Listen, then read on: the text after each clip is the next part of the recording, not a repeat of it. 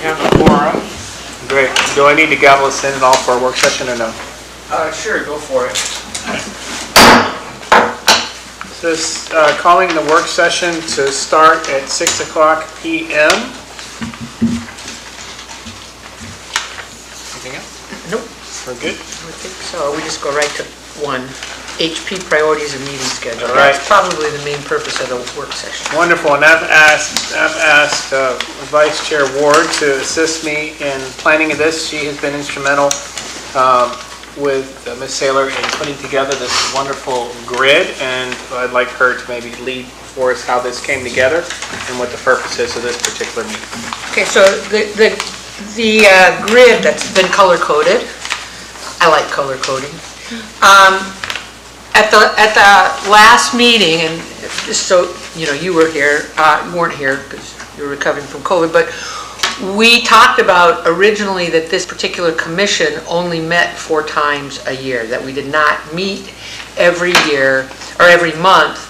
That started when we had the big CLG grant and the walking tour, and we ended up meeting, you know, every month and then every week in order to get that project done. So at the last meeting, we couldn't really decide how we wanted to change our meeting schedule. Did we want to go 4 times a year like we had previously? Did we want to continue to meet once a month? Did we want to go to twice a year? And because we didn't really know the jobs and responsibilities throughout the year, I volunteered, myself and Bailey Saylor, and we resurrected a graph that I had put together. The graph basically lists all the things that we are responsible for, and we use the priorities that we put before City Council. You'll find that in your packet. We use the Article 4 Historic Preservation Commission that comes from the state, which is what we are responsible for when they charged Seward with establishing in the commission.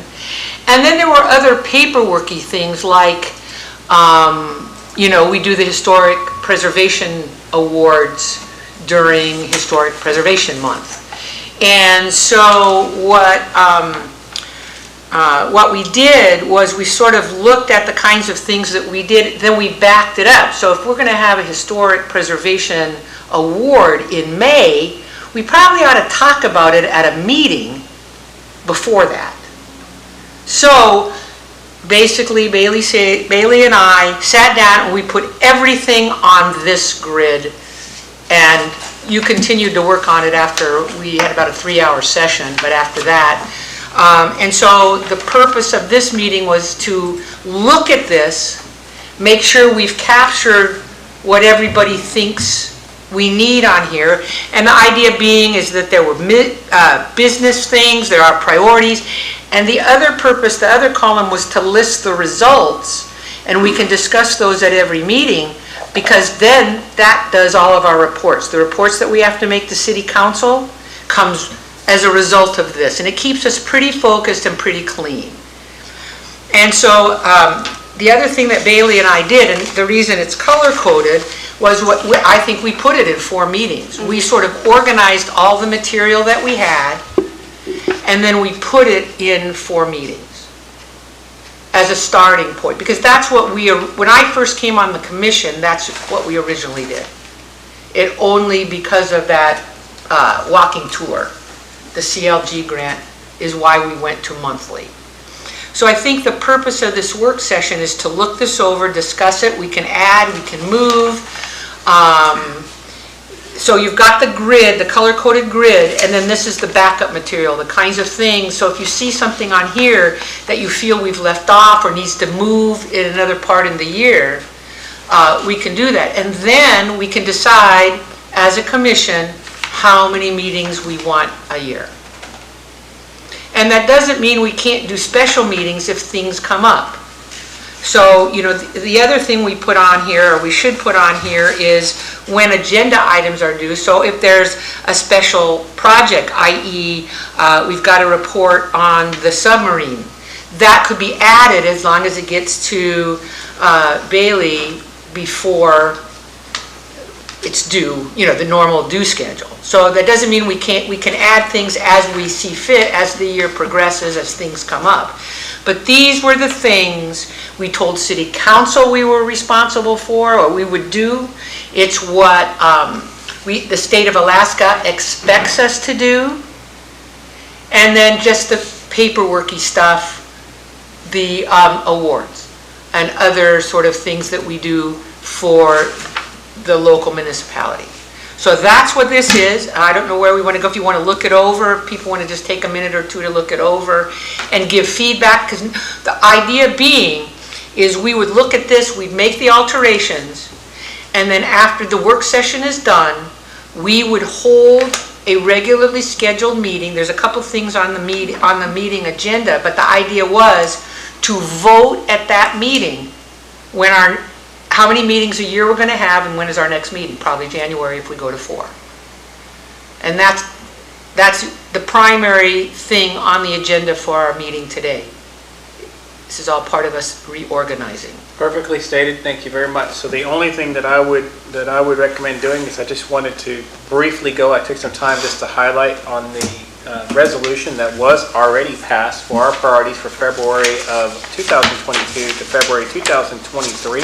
I just call on you to highlight, and again, just in this public forum, just to put out what our responsibilities actually are, so that that's clear. So if you look at at page 2, the first open page has text on it. Yeah, it says resolution of the City Council of the City of Seward right at the top. So City Council has actually approved this. We're supposed to develop a historic plan, which we currently have one, that includes provisions for identification, protection, and interpretation of resources. I'm just going to highlight, okay? Number 2 is to survey and inventory community historic, architectural, and archaeological resources. Number 3, to review and comment to the state HPO. So there'll be some opportunity for us to work with the Historic Preservation Office, not just when we're doing CLG grants, but in general, on National Register nominations for property. So there's 2 different nominations. There's one for the local Seward Historic Preservation Awards, and then also one for national, working towards the National Register properties is a secondary thing that we can do as well. To act in an advisory role to other officials and departments of local government regarding identification, protection of local historical and archaeological resources.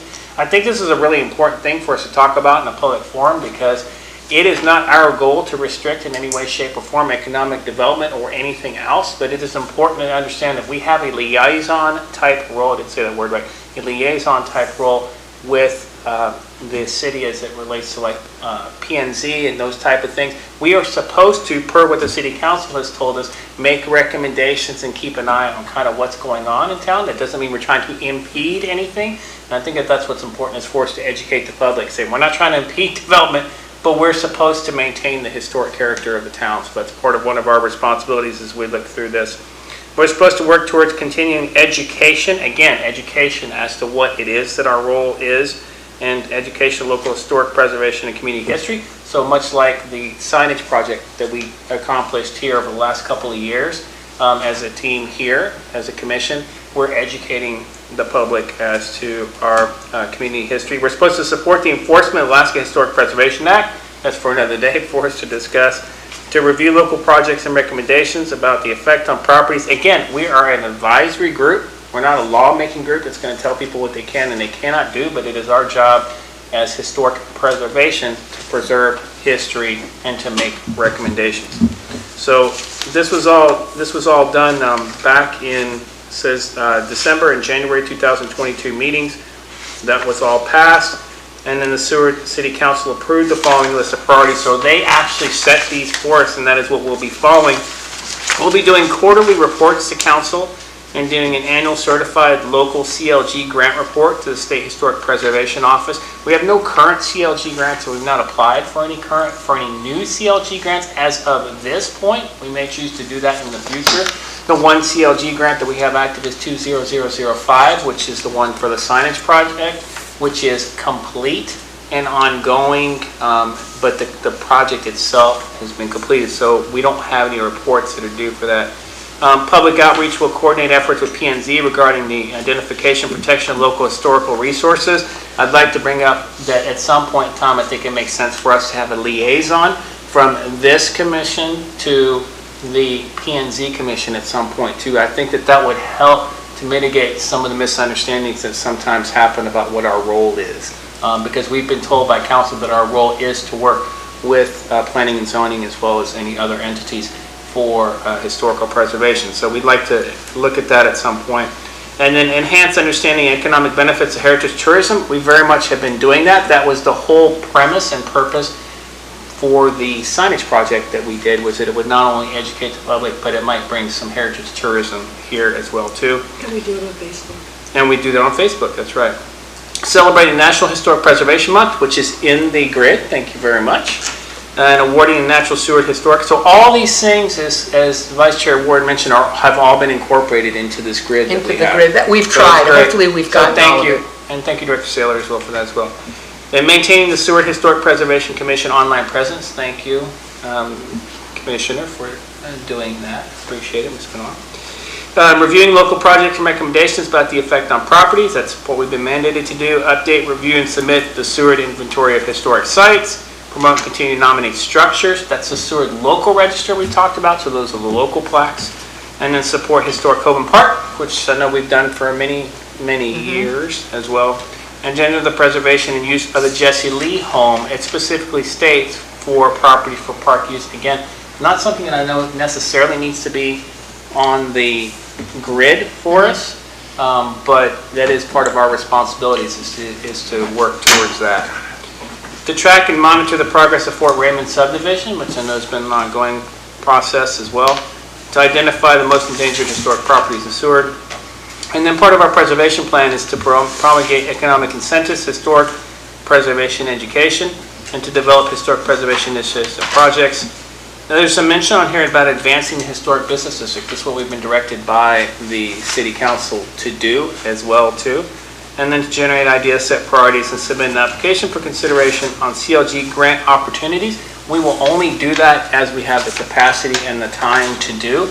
We, however, have mentioned that I think that as a priority, we can talk about as a commission of how we might offer support to organizations that are looking to get grants. And that's not CLG grants, but the regular grants as well too. We There's a lot of grants out there. don't have the capacity to take on maybe this year, but as Commissioner Ward said, there's lots of grants that are available. So to help others in obtaining those, such as St. Peter's or some of the other things that you're going to bring up, Commissioner LeMaster, tonight. So welcome, Mr. Walker. That's all. It just says we go through that. Maybe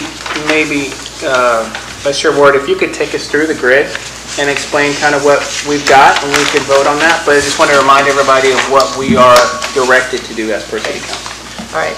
So when Director Saylor and I sat down and took all of these things, all of these lists, we tried to put them in a 4-meeting schedule.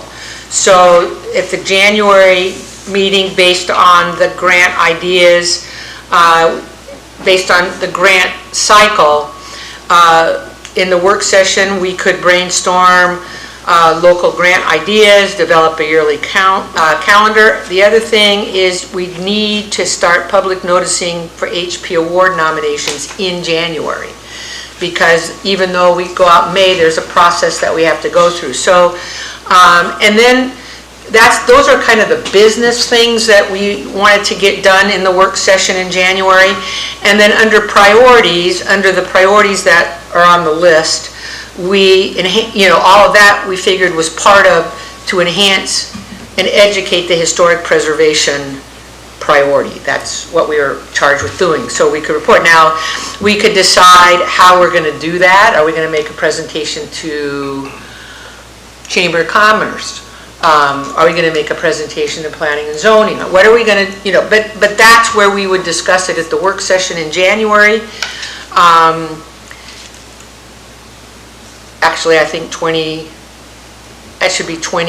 going to the meeting. We would have to approve a resolution for 2023 priorities, which means that would have to get written probably by us and presented by the January meeting. But I don't think the priorities would change very much from 2022. We might clean them up a little bit, simplify it, but it would basically be based on the priorities, and then a resolution has to be written, because that has to be presented to City Council by way of a resolution. Also, for the March 28th council meeting, we would need to review and update the draft of Sewer Days proclamation. Even though that's March, this is the only meeting we would have before that time. All right, so these were the things that we found submit a CLG, but these are things that came out of the priorities and came out of our business stuff that needs to be done at the January meeting. So point of clarification is that if we wanted to talk about a CLG grant or something, we would need to have a work session beforehand to Right. discuss that. Right. That's what we said, right? We do them as we need them. That's exactly right. A work session could be, I mean, we could do a work session at any time. That could be called separately. You know, we would just have to agree to it. I mean, you know, anybody can call a work session. So if a CLG came up and it was something we would be real interested in, we have, you know, staff, you know, canvas people and make sure that we can make it. If that couple of days are going to work, see if we could come up with something, and that would be a work session. But you can only vote at meetings. So if we had a work session, we would need to use the January meeting to vote. Then it would need to be done sometime, you know, January, December. Now, it's a little easier because once we start this cycle. So at the April meeting, the same thing. These are things, the business that needs to get done and the priorities we need to address. But we would have between January and April to do any special meetings or work sessions if we needed extra time.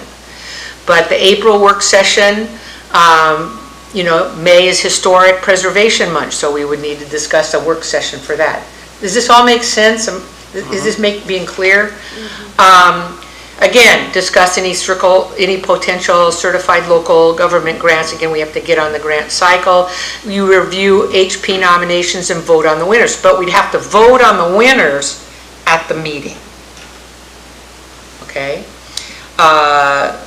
We have here vote on chair and VP because that's generally people's terms are up.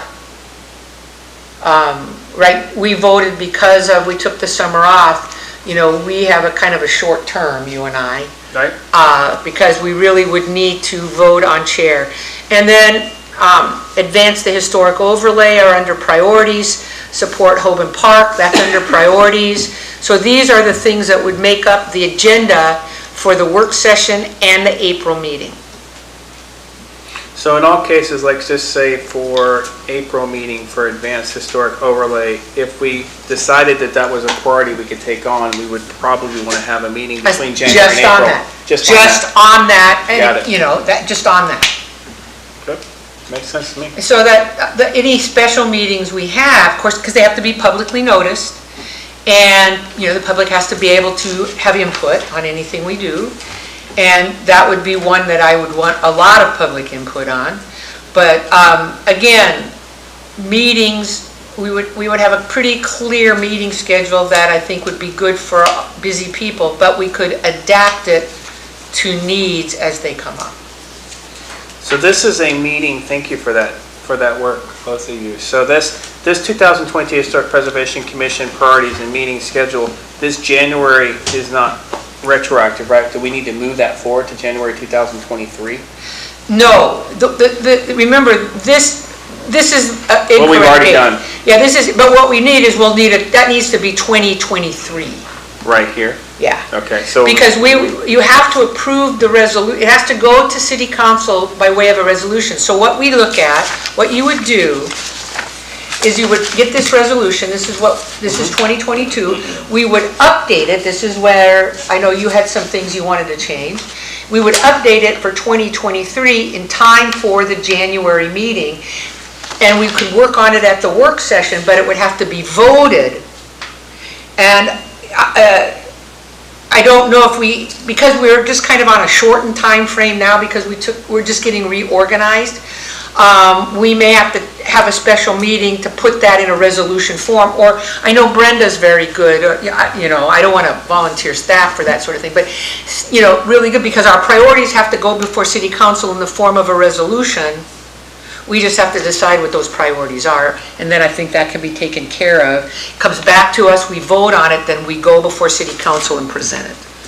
So for right now, if we were to go through this in this work session, everything on this first page looks good to me, with the exception of we would say approve resolution for 2023 priorities. Yeah. And then present 2022 annual report. Right. Is that right? Right. And 2023. Priorities to council. We That's just- it. that- Other than I that, think it these was just good. got cut, this just got cut and pasted from my original document. Does that make sense on the second line?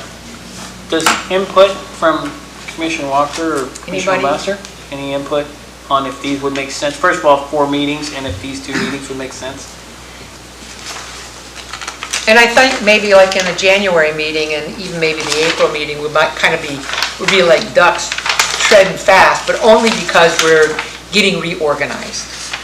And we're grouping things a little differently than we have in the past. But I think we can do it. The clerk has a question. Sure. Was your intention for these work sessions and the meetings to be on the same night? Yes. Like tonight? Yes. Yeah. Okay, work session Right. followed by the meeting. Exactly. And if, you know, and my understanding is we can get together and hold work sessions, but we can't vote and make any decisions at a work session. So that's why we've always paired work sessions with a meeting so that we could vote in whatever we did at the work session. So we don't have to say, we just spent an hour on a work session, came up with some exciting stuff, and then couldn't vote on that and execute it till 3 months later. Right. That's, in all cases, we would have, even if it's a 5-minute, 10-minute yeah. meeting, we need to have a meeting after a work session. Another thing to consider is you could call for a special meeting. Exactly. And have a committee of the whole even come out of the committee and vote on something Right. if it was like a time sensitive thing that you wanted to get. Right, I suspect we may have to do that because this is a new process. This is something we've tried to get going, and I think it will be refined over time, but I have a sneaking suspicion special meetings may crop up because of something that we left off the calendar. Makes sense. Commissioner Lemess, Commissioner Walker, any input or questions?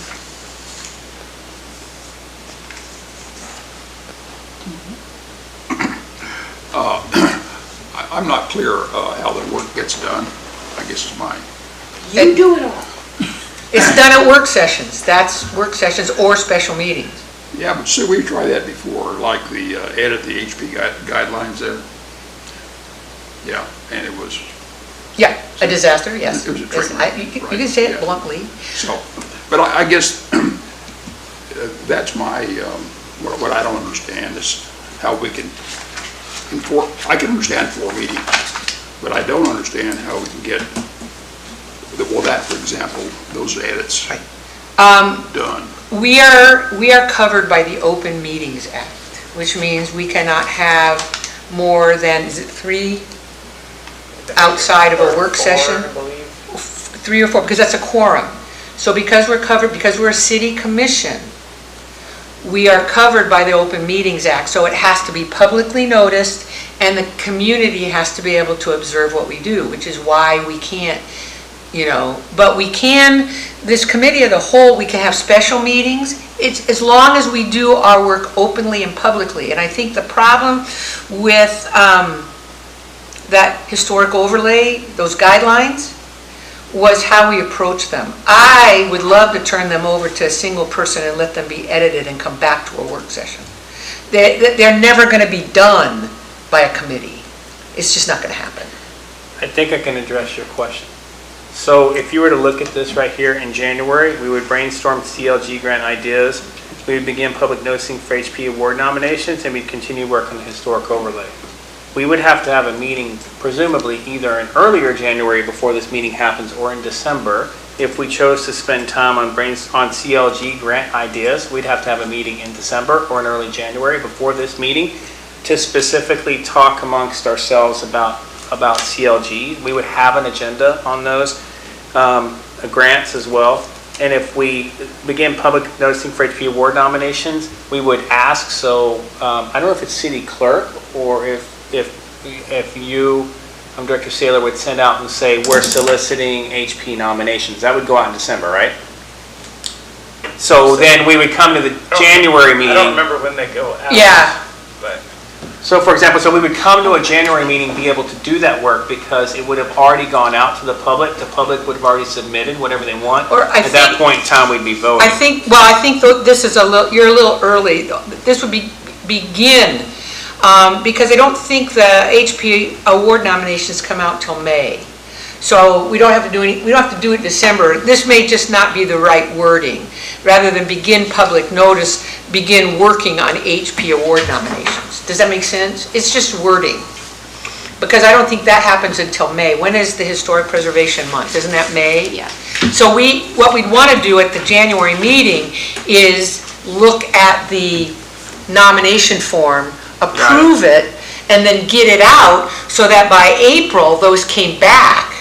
And then we could review them at the April meeting, and hopefully people have been nominated and we would review them. And like I say, because we're going from 12 meetings to 4 meetings, I think we're going to find some of this trial by error. You know what I mean? And, but we've done our best to kind of put it on the schedule so that we're not having awards go out in May that we're suddenly having to start the process in April, and it's just not going to happen. And then if we would brainstorm certified local government, CLG grant ideas, there would be something coming out from the city saying, the Historic Preservation Commission is interested if you have specific ideas for CLG to put. If there's nothing put out there, we don't discuss that. If we come up with something that we need and want to do, whether it happens to be with the USS Alaska or whatever it is, then we would then have that discussion. We'd have to either have a special meeting in December or earlier January, but all that information would come out before we would have this actual meeting in January. Or HP guidelines, if we decide to do that, HP guidelines would get sent out beforehand, say these existing 2017 HP guidelines, please review them. We'll be having a work session in January before, because these are meetings, these are not work sessions. So we'd be having a work session beforehand to go over guidelines. And This is just making sure that we're meeting all of our requirements, right? Yes, and when you talk about design guidelines, I suspect at a work session, we talk about how we're going to get them done. We're not going to actually do the editing. We have to have a process, and we know that that doesn't work, editing by committee. So what we would do is at the work session, we would pull out the design guidelines and say, okay, how are we going to get this done? We make a decision, maybe we give it to Commissioner Lemaster and say, put this on your computer and bring us back an edited copy. And then we can decide after that whether we want to send it out to a professional. Or we can make a decision that we send it out at this meeting and we're done editing, we send it to a professional, which means we may have to write a grant. But I look at the work session as figuring out how we're going to get it done. We don't actually do it. Same with grants. What grants are we're not going to write the grants by committee, that's a nightmare. But we'll look at what grants do we want. If people have come in, I know that there's a concern about St. Peter's, and if we can find some grant that may benefit them, then we can work with them to see about getting that money. And like I say, January I think is going to be a little jammed up because we're changing the process in midstream. So in all cases on this document for the 4 meetings, you've taken everything off our responsibility, I'll put them on here. That doesn't mean we take on every responsibility every year. We may choose that this is not the year to update our CLG grant, so even though it's on there, we know that would be something to consider in January, but if we decide that's something we do not want to do at that time, then we don't do that at that time. And then, yes, and then what you do with your priorities is that's what you report to City Council. You say, we focused on this, this, this, and this, and we did not get to this, this, and this. We're going to turn that over to 2023. The priorities are simply our priorities. Doesn't mean we may not get to all of them. But we have to report to City Council on the priorities that we said we would look at. So it's a matter of saying what we're going to do, doing what we can, and reporting what we did and didn't do. I like it. Shall we move on to the next page to August? Because these get a little bit simpler as we go on to August, I think.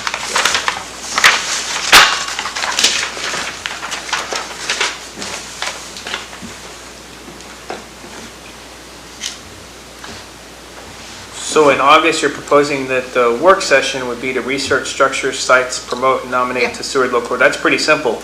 Who wants to nominate a site for the Seward Local Register, right? And Right. the grant library creation, the work session would talk about what grants we could put out there. Yeah, for and people how to we decide, wanted right? to address, I've always felt, when we did the guidelines, there were 3 parts to that push, and that was to develop guidelines for historic buildings, get downtown designated as a commercial historic district, and I think we need to do some educating on that, because that will allow CLG grants to be passed through to the business owners.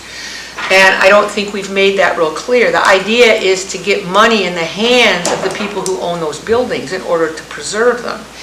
And the third of the 3 section thing that I wanted to do, or my thinking was, we need a grant library. There's a ton of grants out there. You know, historic buildings, no question, are expensive, but there is money available for those buildings. And as we've talked about various sort of places, is that our job is not to write every single grant out there, but our job is to get the grants in the hands of people who own these buildings, and then we assist them in putting those grants together. I'll give you an example. I helped Judy and Jan Ordner to write a grant for KMTA, the Kenai Mountain Turnagain Armed Heritage Area, because they had some rot under the building because of the way the street had come through. The water was running under the building, and there was some concerns. And so I don't know if you've been over by the passenger depot, but we got them some money, not a tremendous, $10,000 or whatever, but they put a drainage area behind which will protect the building from the water running underneath it. And that, basically, they did the work. I assisted, and now they have a template that if they want to apply, they can go back, if something comes up from Kenai Mountain Turnagain Armed Heritage Area, they can apply using the template for a different item. And I know that their roof, they're really, they face the teeth of the bay, and their roof needs some help. The other building that I know is in serious shape, and I know that Commissioner LeMaster is going to talk about, because I just live down the street, is St. Peter's. Take a look at those shingles. When we put together a grant for the national park, we didn't get it, but we put it together. We had talked, Charles Taylor and Valerie Rose, and a contractor talked about a guttering system to redirect the water. There's no point in redoing all the shingles and doing all that painting if we can't redirect the water and protect it, because it's the same thing's just going to happen. So they were we didn't get the money, but it was something we had discussed at length, and there's grant money out there. We just have to connect the dots. We don't have to actually do it. So I don't mean to faff on, which I am doing, but a grant library is something that I think we could really benefit Seward historic building owners as well as the business community by getting granting out there. And I will tell you, the State Historic Preservation Office, SHPO, they're behind us 100%. There's money out there. They'd love to give us money. We've just got to get ourselves organized to do so. The state office is incredibly supportive of our historic buildings in this town. We just have to get it done. And I think it's just a little bit of process and organization. Help people help themselves. Great. Questions or thoughts? Rah, rah, rah. Sorry. I think that's exactly what we should be doing. Yeah. Help people help themselves, I love that. Yeah, that's the point. Historic buildings are expensive, I know, because I own one. However, there's money out there for it.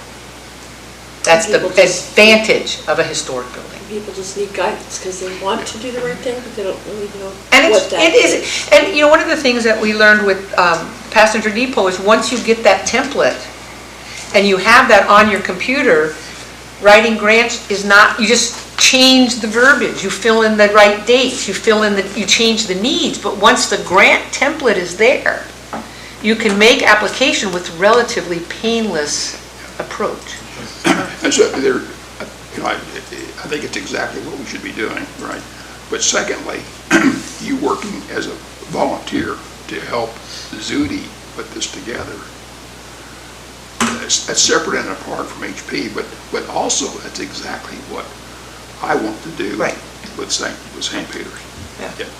For them. Yeah, and I'm happy to help. Yeah.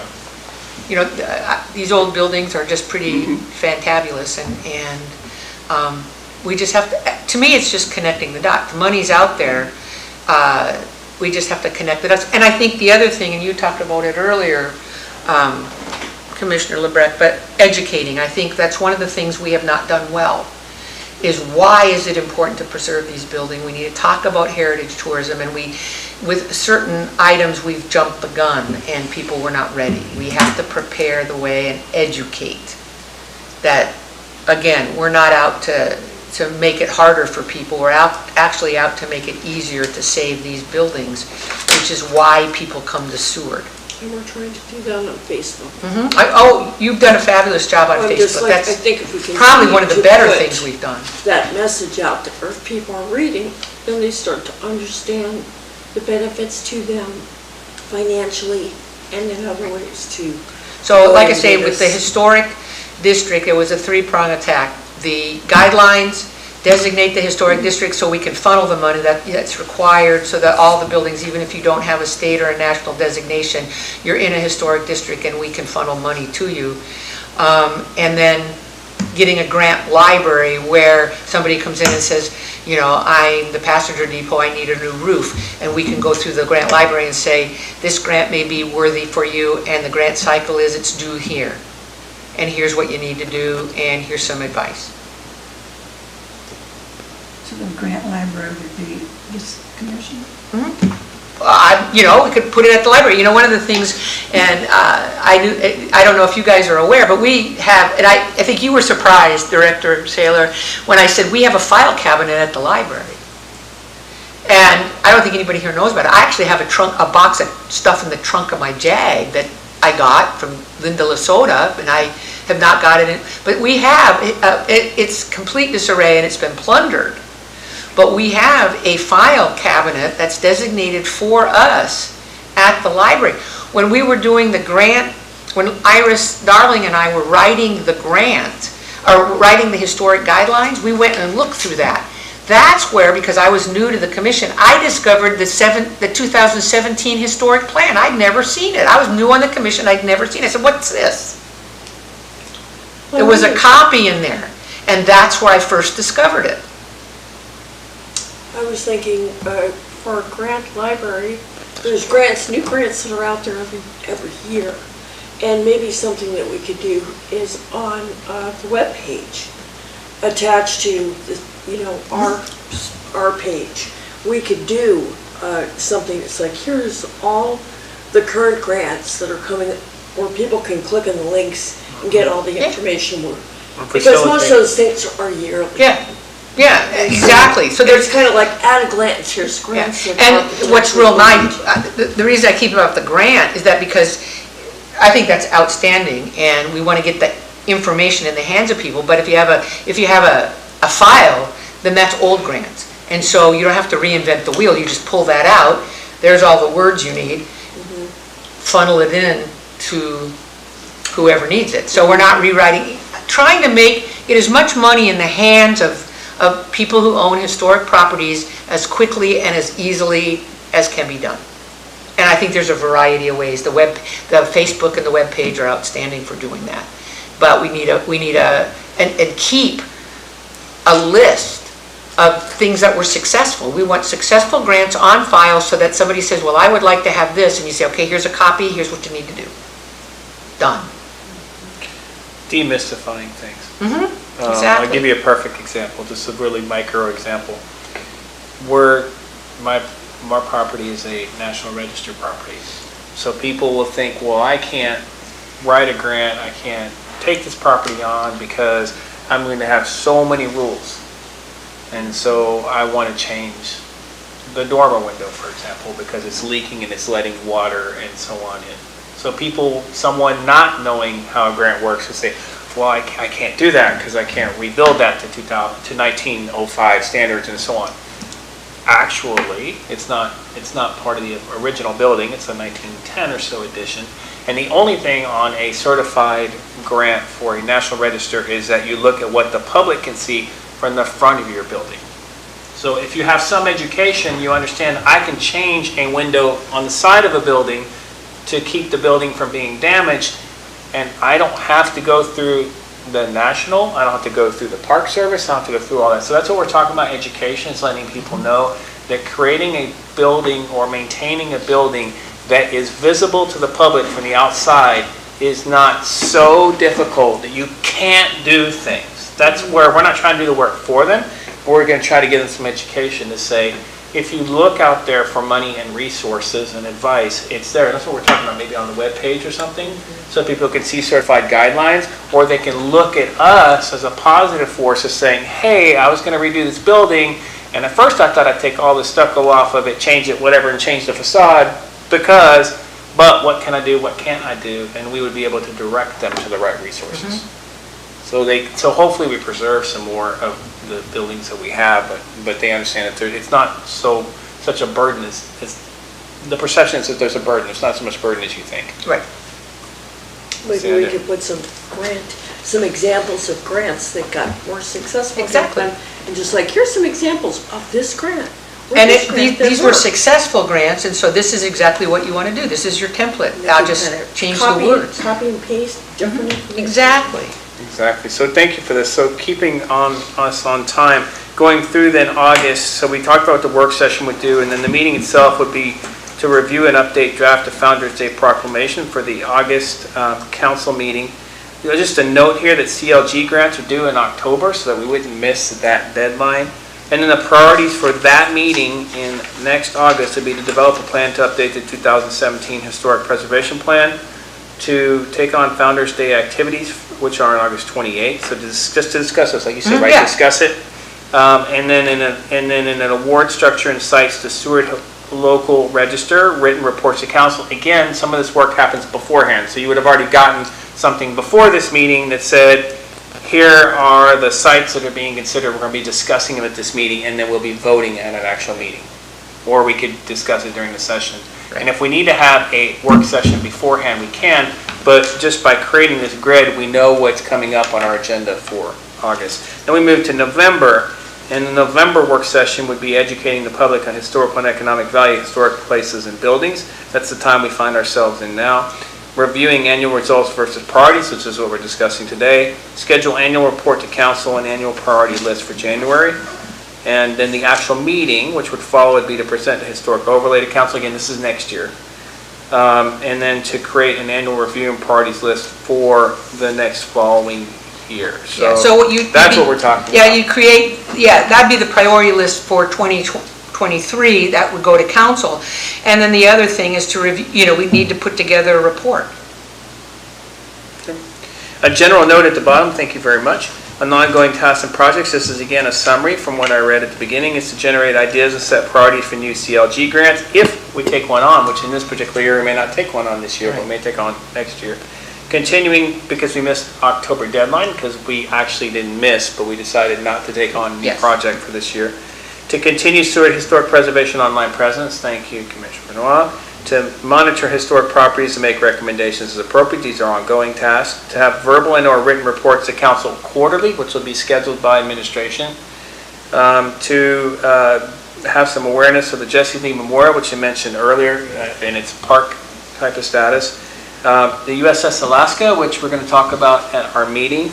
And then residential historical zoning boundaries. And again, I want to reiterate that when we're talking boundaries, it's because we are actually tasked with creating that district or maintain that district doesn't mean we're setting, we cannot set a law or change a law, but we're just supposed to make recommendations, which is what we plan to do. So I think this is very well laid out. That's the purpose of this meeting, is to introduce that to you. The purpose of this session, the purpose of the actual meeting after this will be to say that we agree or don't agree on these particular priorities. And- Sir, any questions? I was just going to comment that if you go through this and you see something we've missed, please, you have the master on your computer, so if you just send an email to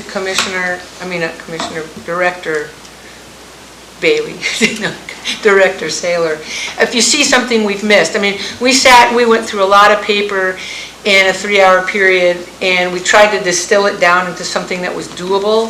So if we've missed, pass that along to Director Saylor, and I'm sure it could easily be added.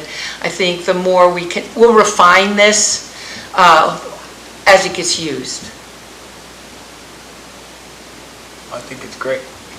I appreciate that work. The only thing that I would add under ongoing tasks and projects is to liaise with planning and zoning on ongoing projects. I think we probably should, We should just put that just put it on paper that that's one of our tasks. okay.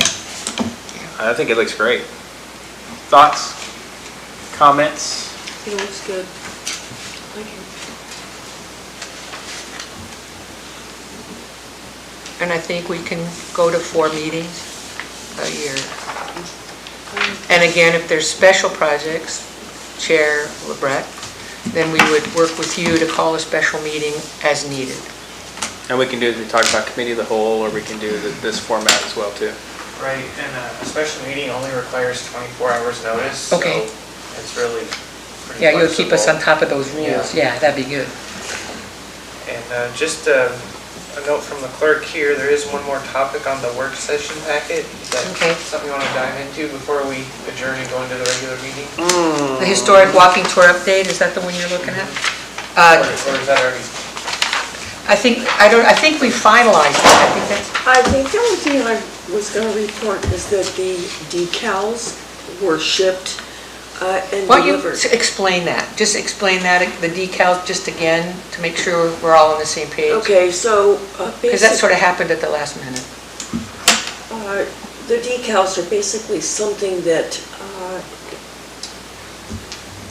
I worked on this summer, being basically the Historic Preservation Commission and Rotary, as one person, basically thought this is a good opportunity to try to promote the idea of people downloading the walking tour map onto their phone rather than picking up a paper copy.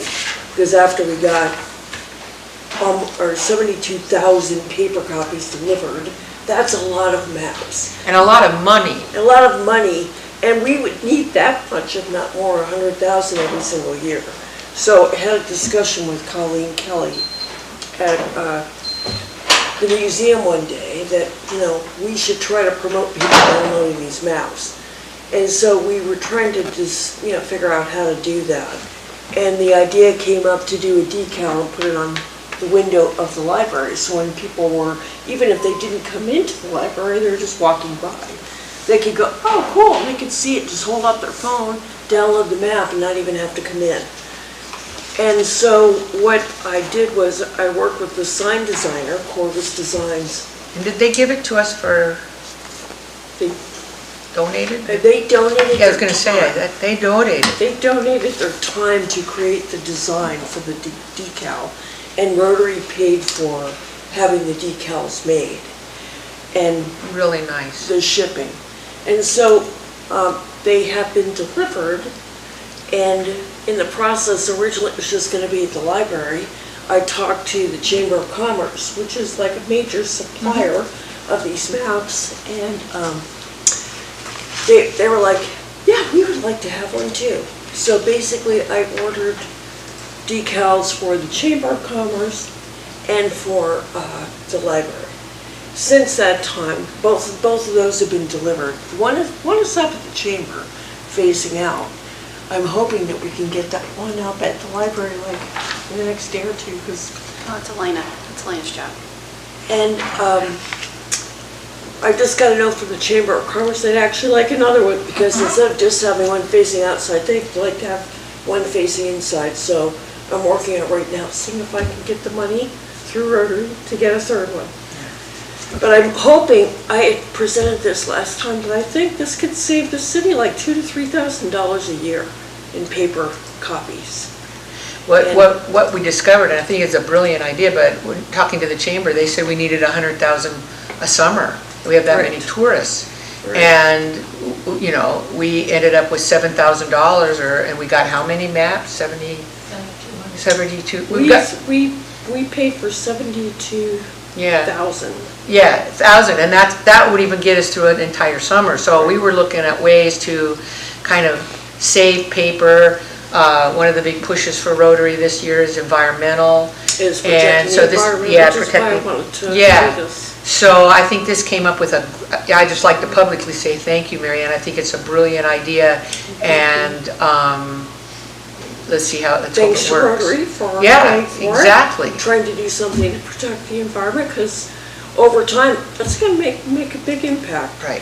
I estimated, I forget, I have to look back at the last report, but I think it was in talking to the chamber that they thought maybe 20 to 30% of people that would come to pick up a map would see this and go, okay, I'm willing to download this, or prefer to do that. Some people would Especially if you prefer. make the environmental argument. Yeah, so if you can save the cost of 20% or 30% of that 100,000 maps, that's where that savings would come from. Plus, you don't end up with a litter of all those maps flying around town when people are done. So, yeah, that's where we're at with that. Thank you for that. Sure. Appreciate it.